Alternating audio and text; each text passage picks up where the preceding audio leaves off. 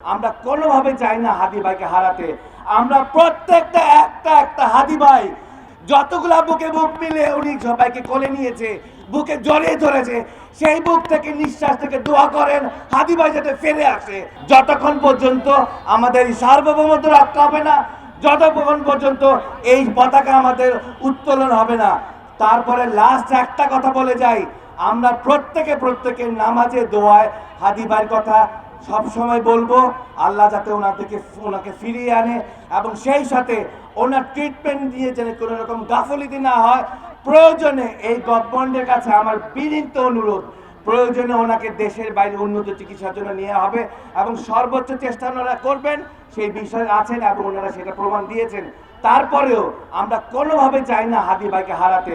আমরা প্রত্যেকটা একটা হাদি ভাই টেকনাফ থেকে তেঁতুলিয়া প্রত্যেকটা অঞ্চলে, প্রত্যেকটা গ্রামে, প্রত্যেকটা শহরে, বৃদ্ধ, বাচ্চা, শিশু, মহিলা, প্রত্যেক আজকে বাংলাদেশে একটা মানুষ ঘরে শান্তিতে নাই, রোজা রাখতেছে, নামাজ পড়তেছে, বাজার করা বন্ধ, ক্লাস করা বন্ধ।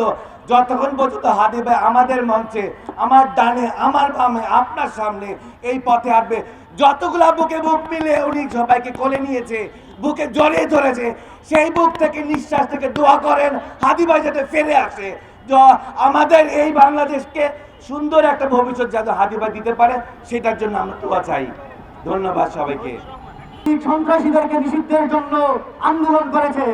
আমরা বিপ্লবী ছাত্র পরিষদ দীর্ঘ 36 দিন রাজু ভাস্কর্য পদদেশে আওয়ামী লীগ নিষিদ্ধের জন্য অবস্থান কর্মসূচি করে সরকারকে আহ্বান জানিয়েছিলাম আওয়ামী লীগকে বাংলাদেশের মাটি থেকে চিরতরে নিষিদ্ধ করা হোক। দ্বিতীয়ত, আওয়ামী লীগের যে সকল দালাল, জাতীয় পার্টি সহ যারা আওয়ামী লীগের দালালি করেছে বিগত 16 বছর, তাদের কার্যক্রম নিষিদ্ধ করে তাদেরকে আইনের আওতায় নিয়ে আসা হোক। তৃতীয়ত, আমরা বলবো আগামী 12 ফেব্রুয়ারি জাতীয় নির্বাচন, কোন ধরনের ফ্যাসিবাদী দল এবং ফ্যাসিবাদকে যারা মদত দিয়েছে সেই সব ফ্যাসিবাদী দলকে কোনো ক্রমেই নির্বাচনে অংশগ্রহণ করতে দেওয়া যাবে না।